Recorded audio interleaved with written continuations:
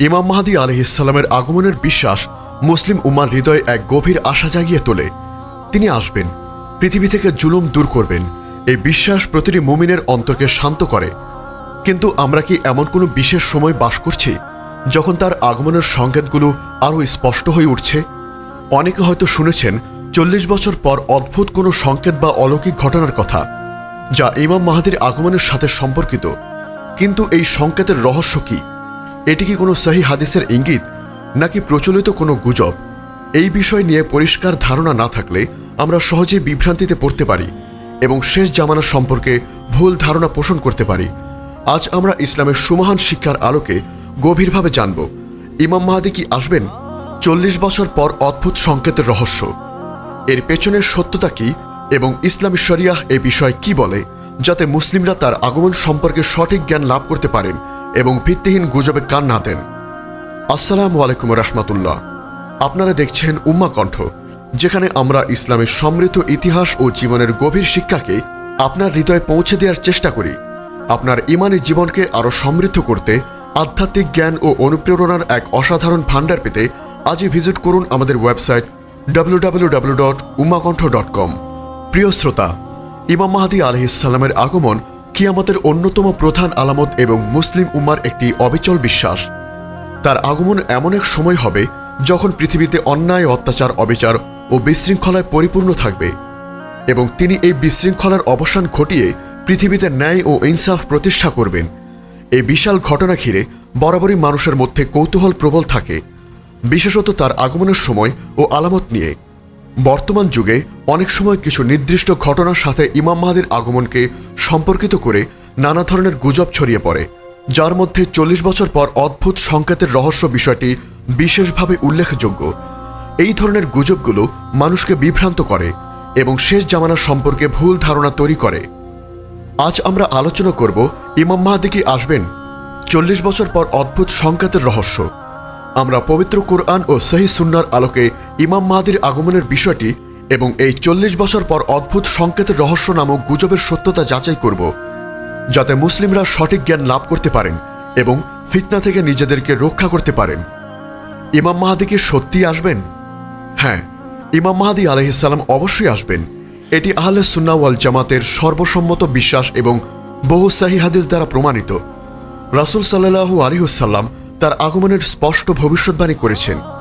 তিনি দুনিয়ার জীবন সায়নে আবির্ভূত হবেন এবং পৃথিবীতে ন্যায় ও ইনসাফে পূর্ণ করে দেবেন, যেমন তা জুলুম নির্যাতনে ভরে গিয়েছিল।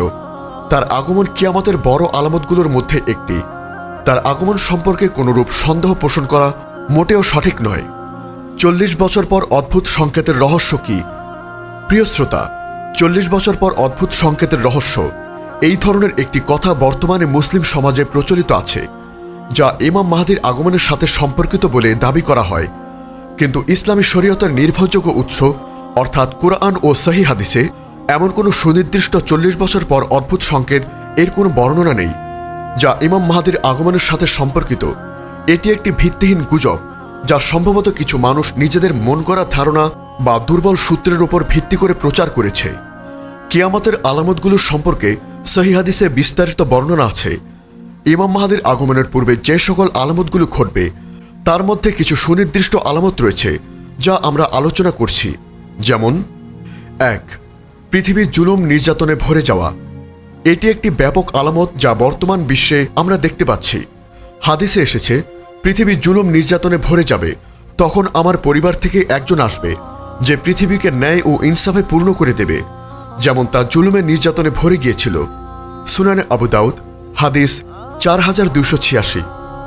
2. রমজান মাসে চন্দ্রগ্রহণ ও সূর্যগ্রহণ। এটি একটি নির্দিষ্ট অলৌকিক আলামত। ইমাম বাকির রাহিমাহুল্লাহ থেকে বর্ণিত, আমাদের মাহদীর দুটি নিদর্শন রয়েছে, যা আল্লাহ তাআলা সৃষ্টির হওয়ার পর থেকে কখনো এমনটি ঘটাননি। রমজান মাসে চন্দ্রগ্রহণ ঘটবে এবং সূর্যগ্রহণ ঘটবে একই মাসে, কিন্তু ভিন্ন ভিন্ন তারিখে। সুনানে দারাকুতনি, হাদিস 1466। যদিও এর সনদ নিয়ে আলোচনা আছে, তবে এটি একটি প্রসিদ্ধ আলামত। 3. মক্কা ও মদিনার মধ্যবর্তী স্থানে ভূমিধস। এটি ইমাম মাহদীর বায়াতের গ্রহণের পর তার বিরুদ্ধে আসা একটি বাহিনীর উপর আল্লাহর পক্ষ থেকে আসা অলৌকিক শাস্তি। হযরত আবু সালামা রাদিয়াল্লাহু আনহু থেকে বর্ণিত, রাসূল সাল্লাল্লাহু আলাইহি ওয়াসাল্লাম বলেছেন, যখন তোমরা দেখবে যে মানুষ মক্কায় বায়াত গ্রহণ করবে, তখন তাদের প্রতি একটি বাহিনী পাঠানো হবে। অতঃপর যখন তারা মক্কা ও মদিনার মধ্যবর্তী বায়দা নামক স্থানে পৌঁছাবে, তখন তাদেরকে মাটির নিচে ধসিয়ে দেওয়া হবে। সহিহ মুসলিম, হাদিস 2882। 4. খোরাসান থেকে কালো পতাকা বাহিনী দলের আগমন। এটিও একটি উল্লেখযোগ্য আলামত। হযরত আব্দুল্লাহ ইবনে মাসউদ রাদিয়াল্লাহু আনহু থেকে বর্ণিত, রাসূল সাল্লাল্লাহু আলাইহি ওয়াসাল্লাম বলেছেন, যখন তোমরা দেখবে কালো পতাকাগুলো খোরাসান থেকে আসছে, তখন তোমরা তাদের সাথে যোগ দেবে, কারণ তাদের মধ্যে আল্লাহর খলিফা মাহদী থাকবে। সুনানে ইবনে মাজাহ, হাদিস 4084। এই আলামতগুলো সহিহ হাদিসে বিস্তারিতভাবে বর্ণনা হয়েছে, কিন্তু এই বর্ণনার কোথাও 40 বছর বা অদ্ভুত সংকেত নামে কোনো নির্দিষ্ট ঘটনার উল্লেখ নেই, যা ইমাম মাহদীর আগমনের সাথে সরাসরি সম্পর্কিত। মনে রাখবেন, আল্লাহ এবং তার রাসূল সাল্লাল্লাহু আলাইহি ওয়াসাল্লাম যে আলামতগুলোর কথা বলেছেন, সেগুলোই নির্ভরযোগ্য। এর বাইরে কোনো দাবি বা সংকেত বিশ্বাস করা যাবে না। গুজব ছড়ানোর কারণ এবং মুসলিম হিসেবে আমাদের দায়িত্ব। অজ্ঞতা ও কৌতূহল। অনেক সময় মানুষ কিয়ামতের আলামত সম্পর্কে সঠিক জ্ঞান না থাকার কারণে এবং অতিমাত্রায় কৌতূহলী হওয়ার কারণে এই ধরনের ভিত্তিহীন গুজবে কান দেয় ও প্রচার করে। ফিতনা সৃষ্টিকারী। কিছু মানুষ ইচ্ছাকৃতভাবে এই ধরনের মিথ্যা তথ্য ছড়িয়ে মুসলিমদের মধ্যে বিভ্রান্তি ও অস্থিরতা তৈরি করতে চায়। মিডিয়ার প্রভাব। সোশ্যাল মিডিয়া এবং বিভিন্ন অনলাইন প্ল্যাটফর্মের মাধ্যমে এই ধরনের মিথ্যা খবর দ্রুত ছড়িয়ে পড়ে। মুসলিম হিসাবে আমাদের দায়িত্ব হল: 1. সঠিক জ্ঞান অর্জন করা।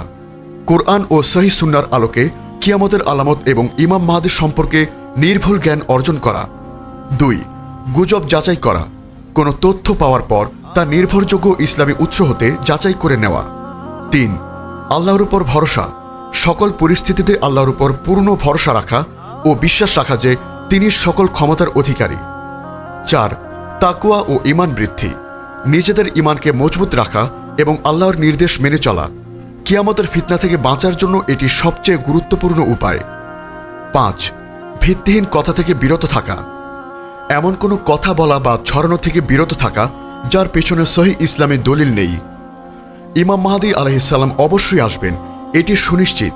তবে তার আগমনের সময় বা কোনো 40 বছর পর অদ্ভুত সংকেত, এর রহস্য বলে কিছুই নেই।